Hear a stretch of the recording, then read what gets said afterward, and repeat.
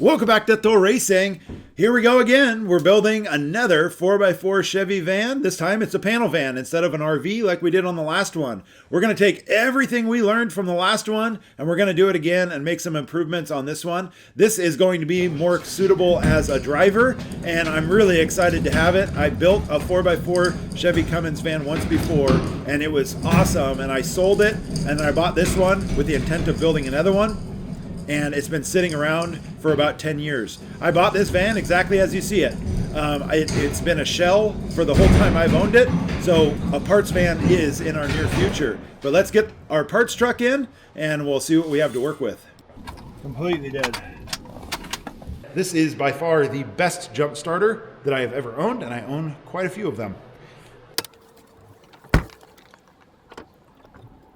So now because this battery is so dead, this light right here tells you it's jump starting. It's so dead it doesn't even think it's hooked to anything. And so what you do on that is you press and hold this override and it'll eventually click on.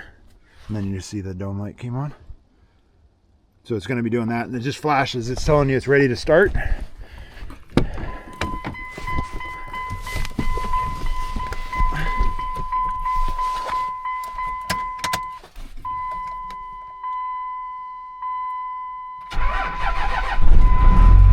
Like that. So now we're going to leave it sit for a little bit, but the problem is sometimes you'll disconnect it and it won't stay running when the batteries is this dead, because you'll disconnect it, the alternator doesn't think it needs to charge because it has such high voltage from that jump starter. But we can see now the alternator is kicking on, so our voltage is going up, so we should be safe to unplug it here in just a second. All right, it is running on its own. Has a check engine light. I suspect that's because of what we were just doing with the alternator, because it didn't have that before.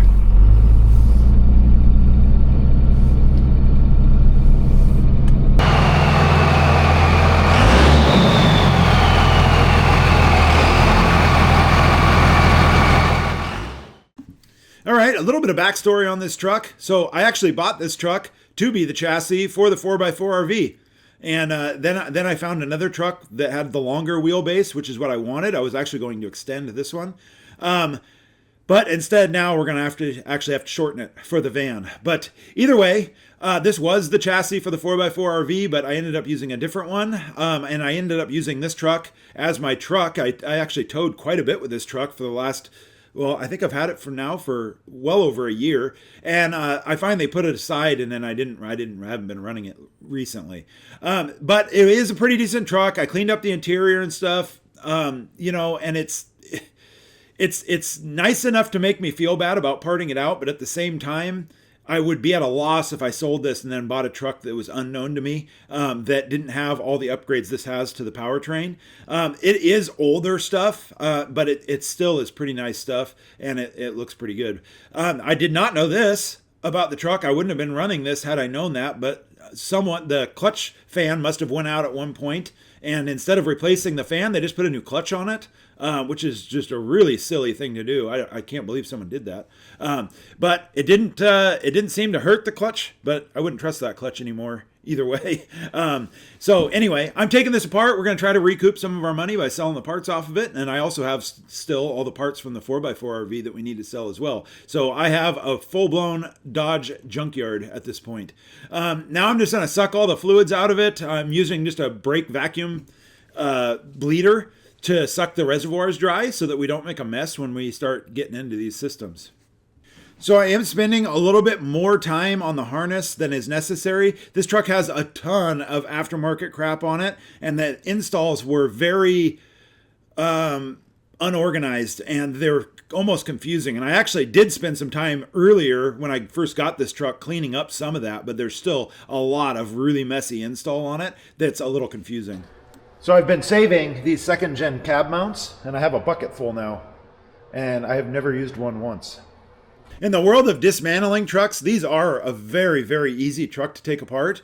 They have plugs everywhere. You can basically unplug everything and disconnect it. The problem is all the aftermarket stuff. The aftermarket stuff generally screws up the dismantling of it, unless you're just going to cut everything and take it apart that way. But I do find on taking these apart, it's almost faster just to do everything the nice way and the right way, because they come apart so easy. You end up fighting it more if you're just going to start cutting stuff. And this way, just in case you need something that you didn't think you needed, at least it's not ruined. So I'm going to push this aside. I'm going to see if someone wants the interior out of that thing, and I'm going to sell the interior out of the truck because I think someone might want it. I don't like selling the cabs because usually that involves some shady stuff. All right, guys, a little task list to do real quick. So I'm basically thinking out loud here.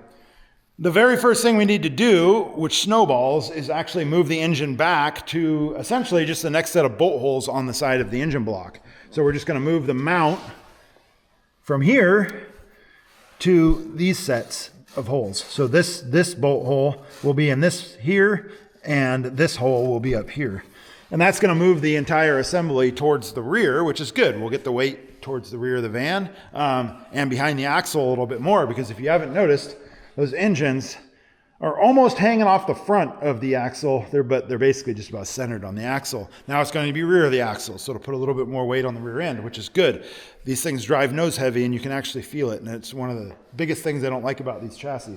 But once you move the engine back, it's pretty good. The transmission will technically bolt right here. The problem is the bottom of the transmission actually hits the front of the cross member. That's meant for the automatic. Being that that's meant for the automatic, once you index it back, the automatic front drive line just fits. So if you have access to one, great. If not, Dorman makes them, and they're fairly inexpensive. The rear drive line, we're just gonna have to have it shortened because we also have to shorten the frame on it. So we need to remove the turbo and the manifold because we have to run a different style manifold for clearance on the van, and we also have to remove the air horn because we're redoing that as well. The other thing we have to take off is power steering vacuum pump, which I can't get to because the frame's crammed up against the wall. But we have to take that off as well, I believe, to move the mount forward. I don't think that would work, which is fine because I don't like those vacuum pumps anyway, so we run an industrial power steering pump that doesn't use that vacuum pump. So anyway, let's get this thing moved forward, and we'll start ripping this thing apart even farther. I forgot to mention also the AC compressor doesn't work down there. So you need to relocate that if you're going to have an engine driven AC compressor. CVF makes a serpentine system for it. It's a little pricey, but it's an entire system, but it does put the AC compressor above the alternator. So that would work good for that. So now I'm going to nicely uninstall the wiring and everything for the fast fuel system. We're going to reuse that. The install on that fast fuel system is very shoddy. That was the worst part about this truck, is at about a quarter tank, it was empty and sucking air. So I don't think they have their pickup tube all the way to the bottom, but we'll get into that maybe on the next episode and take a look and see what they screwed up on that one. So I just knocked the U-joint out of the drive line, and then I noticed I was going to save the U-joint, but when they installed that U-joint, they actually got the needles. One or two of the needles was down on the end, so they screwed up the U-joint on the install. So it had a couple needle bearings that were down to powder, or what was left of them on the end of the U-joint, on the cups of the U-joint. Anyway, so we got that tank out of there, and we're not going to reuse this one, so it'll just put aside, and then we'll drain it into our I have a diesel slip tank. I'll just put that fuel in for now, and it'll get used in something. So now I'm just going to remove the exhaust manifold, and that is going to get used on another project, so that no loss there. In fact, I might just use that turbo and the exhaust manifold on the other project and get a different turbo for this one. It depends. I have a few turbos around that we can use on this one. So I'm not sure exactly which one we're going to use, which one we'll use on this one yet. Sometimes when you do the conversion style, some of the aftermarket turbos don't work right because the wastegate is in a permanent position on it. And you can't index it, and sometimes it hits the block, or sometimes it's sticking out in a location you can't have them. So they don't always work that way. The turbo we used on the RV project, that one was indexable. That was a Smeding, I believe is what they're called. The Smeding turbo, and it actually allows you to index that thing around, so you can put it basically however you want. So now we're just indexing the motor mounts forward, and it's as simple as that, and then we just set it back down. So that's the ear there that we'll have to cut to clear the cross member. And we'll double check that before we do it. But I was fairly certain that that's how it was. My DeWalt's not quite oomphy enough to get those bolts out, so I had to actually whip out an air tool on that one. Now, theoretically, it should just drop right into the original clamshells, and the transmission will just go right into the automatic slots. I'd say simple as that, except there was a lot of things that don't work when you do it that way. But it works good for our situation, and so we'll go with it. And I did have to cut that lug off, so that's off there now, and we have plenty of clearance. Theoretically, a guy could just put a spacer underneath the transmission mount, and that would give enough clearance for the transmission. It could screw up your driveline angles enough, but I think you'd be able to get away with doing it that way if a guy wanted, or you could even just clearance that original cross member. We're probably going to build a new one, but I'll see. We'll see how it goes. Now I'm going to remove our massively out of balance fan that I still can't believe I couldn't feel. And now it's time for a little test fit. So we're going to see how good these things fit together. It should fit very similar to the 4x4 RV that we built because they're essentially the same thing. Our wheelbase is very wrong on this thing, and then there's a few things I need to take off and get them out of the way so that we can just do our little dry fit here. The bed mounts, we're hitting the old leaf spring mounts the way it's configured here, and we're going to remove those nicer later, but for now, we just want to see how well these are going to fit together, if they fit together the same way.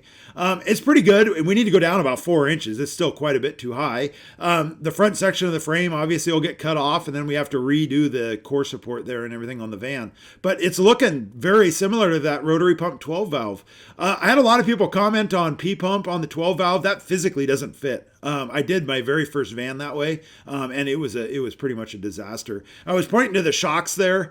Those will end up basically touching the floor, so we're going to have to do a pass-through through the floor. So you'll actually change those from inside the passenger compartment, and then there'll be a removable cover of some sort going to those. So it'll look pretty good once we get the 9 inches out of the frame, but right now it looks really funny. And then the offset of these wheels is not complementary at all to this van.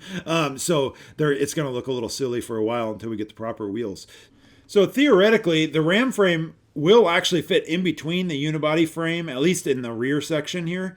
And I may take advantage of that. The problem with that is if we're going to do it that way, we're going to have to make these actually one. So we're going to have to basically combine the two and not make any isolation whatsoever because it wouldn't have enough space. It would rattle and clunk and everything else and rub.